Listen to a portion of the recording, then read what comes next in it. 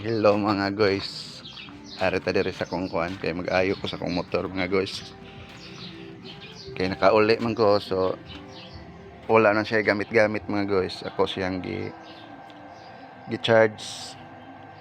Kung dili na gani siya mo start, magsalili na lang gyud ko battery. So dara akong charger oh.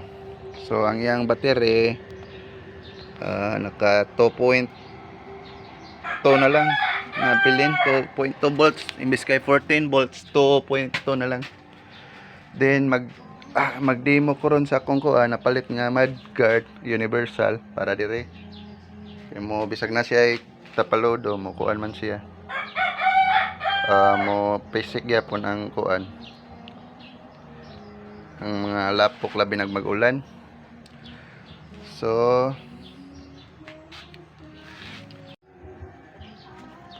karon nang akong napalit sa shout out ko sa ng mga karyera ng mga online shop nga taro nga pud taon ninyong handle ng among order oy kay tanawar ako ng inyong gikuan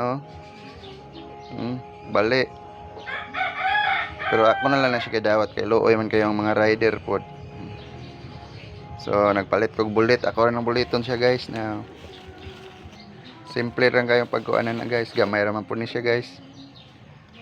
Ato na siyang bulito na nagpalit na ko og nakoy gunting pang bulit. Volcasil lang siguro sa guys, i-try na ko kung di siya kaya sa Volcasil, magkuhan ko katong marine epoxy. So gamay raman kayo ni siya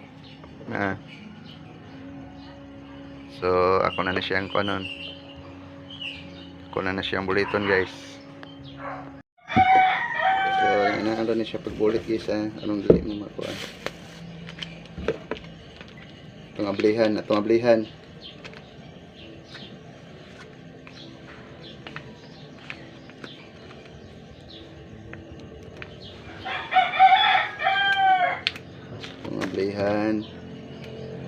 Tapos sa atong kuan bangag ari mo dire sa luyo, dire para ninyo mag-una mo kuan ulit.